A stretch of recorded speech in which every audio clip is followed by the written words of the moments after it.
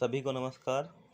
इस वीडियो में हम यह देखेंगे कि ई कवच पर डायरिया रोको अभियान या स्टॉप डायरिया कैंपेन में किस तरीके से हमें जिंक और ओआरएस की एंट्री करनी है। तो अभी हम एनम मॉड्यूल से लॉगिन हैं। जो अगर आशा मॉड्यूल से लॉगिन होंगे तो उसमें भी ये ऑप्शन आएगा और एनम मॉड्यूल में भी ये ऑप्शन आ रहा है। परिवार स्वास्थ्य सर्वेक्षण के बाद ये दूसरा आइकन है डायरिया रोको अभियान। हमें इस पर जाना है। गांव अपनी लोकेशन सेलेक्ट करनी है।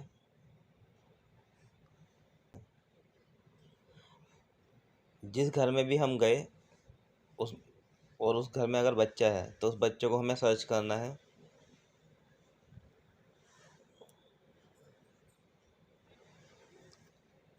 आगे बढ़ना है। यहाँ पर हम उसकी जन्म तिथि, माँ का नाम, ये सब चेक कर लेंगे और हमारी ब्रह्मण की तिथि, हम उस घर पर कब गए हैं उसको फिर अगला करना है। अगर आभा आईडी बनानी है तो हम आभा आईडी बना सकते हैं। अगर नहीं बनानी तो हम अभी के लिए छोड़ देंगे इसको। अब यहाँ पर शुरू में 4 क्वेश्चन आएंगे। इन क्वेश्चन का हमें आंसर देना है। अगर उस परिवार में ओआरएस का वितरण किया गया है तो हाँ कर देंगे। घोल बनाने की विधि का प्रदर्शन किया है, अगर किया है तो हाँ कर देंगे। हाथ धोने की प्रदर्शन किया है कि हाथ धोने के तरीके को बताया गया है तो हाँ कर देंगे। क्या बच्चा दस्त से ग्रसित है? अगर बच्चे में दस्त के लक्षण लग रहे हैं तो उसको हम हाँ कर देंगे। अगर नहीं है तो नहीं कर देंगे। एक बार हम इसको अगर नहीं करते हैं और अगला करते हैं तो जो हमारा फॉर्म भरा जा रहा है डायरिया अभियान के लिए, ये हमारा भरा जाएगा। लेकिन अगर उसमें बच्चे में दस्त के लक्षण हैं तो हम इसको हाँ करेंगे और आगे बढ़ जाएंगे। जिस बच्चे में दस्त के लक्षण होंगे उनको हमें 2 पैकेट ओआरएस के और 14 दिनों के लिए जिंक की गोली देनी है। तो पहला क्वेश्चन यही है, क्या दस्त से ग्रसित बच्चे को 2 पैकेट ओआरएस दिया गया है? अगर दिया है तो हाँ कर देंगे। क्या दस्त से ग्रसित बच्चे को 14 दिनों के लिए जिंक की गोली दी गई है? इसको भी हम हाँ कर देंगे। क्या दस्त से ग्रसित बच्चे में खतरे के निशान पाए गए हैं? अगर खतरे के निशान हैं तो हाँ करेंगे, नहीं है तो नहीं करेंगे। अगर नहीं करते हैं और आगे बढ़ते हैं तो इसमें योजना बी के अनुसार कुछ लक्षण हैं वो दिखाई देंगे। और इसको हम नहीं करके अगर हाँ करते हैं तो फिर इसमें वो लक्षण पूछेगा कि कौन से गंभीर लक्षण हैं। और अगर इसमें से हम 2 या 2 से अधिक सेलेक्ट करते हैं तो ऐसे बच्चे को हमें स्वास्थ्य केंद्र पर रेफ़र करना पड़ेगा। तो हम एक बार नहीं के केस में जाते हैं। इसमें भी अगर 2 या 2 से अधिक लक्षण वाले बच्चे हैं उनको भी हमें स्वास्थ्य केंद्र पर ले जाना पड़ेगा। कोई नहीं है तो कोई नहीं कर देंगे हम यहाँ पर। तो अभी मैं इस बच्चे को हमने चेक किया है, इसमें इतने ऐसे लक्षण नहीं हैं। थोड़ा प्यासा ये रह रहा है, इसको हम ये सेलेक्ट कर लेंगे, आगे कर देंगे। फिर पूछेगा क्या बच्चे की माँ को ओआरएस का घोल बनाना सिखाया है, क्योंकि ये बहुत ज़रूरी है, क्योंकि इस बच्चे को हमें ओआरएस देना है तो घोल बनाने की विधि भी हमें बतानी पड़ेगी। तो इसके लिए हम यहाँ हाँ कर देंगे। दस्त के बाद कितना ओआरएस देना है, बच्चे की माँ को बताया गया है कि नहीं, ये भी हमें बताना होगा, इसलिए हाँ कर देंगे। 4 घंटे के बाद पुनः बच्चे में निर्जलीकरण की स्थिति का आकलन किया है कि नहीं।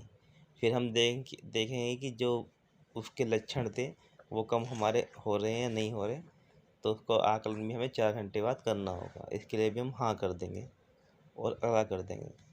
क्या बच्चे की तबीयत में सुधार है? अगर सुधार है तो हाँ कर देंगे, नहीं है तो नहीं। क्या माता देखभाल करने वाले को फॉलोअप के बारे में परामर्श दिया गया है? फॉलोअप कैसे करना है वो हमें माता को बताना है, हाँ कर देंगे। क्या दस्त से पीड़ित बच्चे को 2 पैकेट ओआरएस दिए गए? दस्त से पीड़ित बच्चे को ओआरएस देना ही है, 2 पैकेट, तो इसको हाँ कर देंगे। 14 दिनों की जिंक की हमने गोलियां दी हैं, इसको भी हाँ कर देंगे, नेक्स्ट कर देंगे। इस तरीके से हमारा ये पूरा फॉर्म भरा जाएगा। इसको हम दर्ज कर देंगे डेटा, अगला कर देंगे और जमा कर देंगे और यहाँ पर हम सिंक कर देंगे। इस तरीके से एक परिवार में एक मेंबर का डेटा हमने भर दिया है। कार्य की स्थिति में देखेंगे हम आकर, तो इस तरीके से ये डायरा IDCF एक मैसेज यहाँ पर हमें शो करेगा। अगले घर में गए हम, तो वहाँ पर भी दूसरा मेंबर मिला।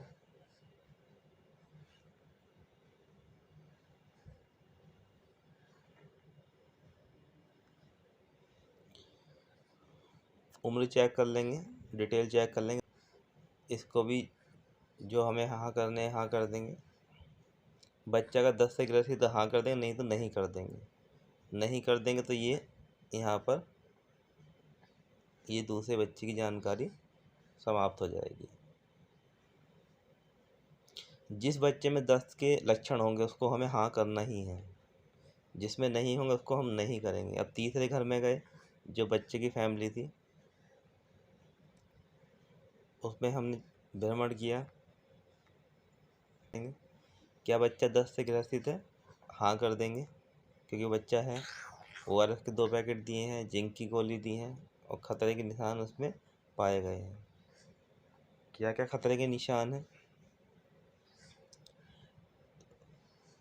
बच्चा कुछ पी नहीं रहा, कुछ पीने में कठिनाई हो रही, तो उसको हम टच कर देंगे। अगर 2 हैं तो 2 से ज़्यादा टच करके आगे बढ़ेंगे, तो फिर हमें जिस अस्पताल में भेजना है उसका हम चयन कर देंगे। लेकिन उस बच्चे में हमारा एक ही लक्षण है तो हम इसको आगे कर देंगे। फिर निर्जलीकरण के कुछ लक्षण देखेंगे, प्यासा रह जाता है या चिड़चिड़ापन कुछ और है, या कोई नहीं है तो कोई नहीं कर देंगे। फिर वही क्वेश्चन आएंगे दोबारा से। घोल बनाना सिखाया गया है, हाँ। 10 के बाद कितना ORS देना है वो भी बताया गया है। 4 घंटे बाद का आकलन बताया गया है, अगला कर देंगे। क्या तबीयत में सुधार है? वो भी हाँ कर देंगे। फॉलोअप के बारे में बताया गया है, 2 पैकेट ORS के और 14 दिनों तक जिंक की गोली। इस तरीके से हम तीसरे बच्चे का डेटा भी यहाँ पर जमा कर देंगे और सिंक कर देंगे। फिर कार्य की स्थिति में देखेंगे तो हमने 3 परिवार को जिसको हमने ORS और जिंक की गोली दी है वो हमने यहाँ पर एंट्री कर ली है। इस तरह हमें स्टॉप डायरा कैंपेन के अंदर ORS और जिंक की एंट्री आशा और एनम ई कवच ID से यहाँ पर भरनी है। और इसी तरीके की वीडियो देखने के लिए ये चैनल सब्सक्राइब कर लें, जिससे आपको ई कवच के से संबंधित और भी मॉड्यूल्स के बारे में जानकारी मिलती रहे। धन्यवाद।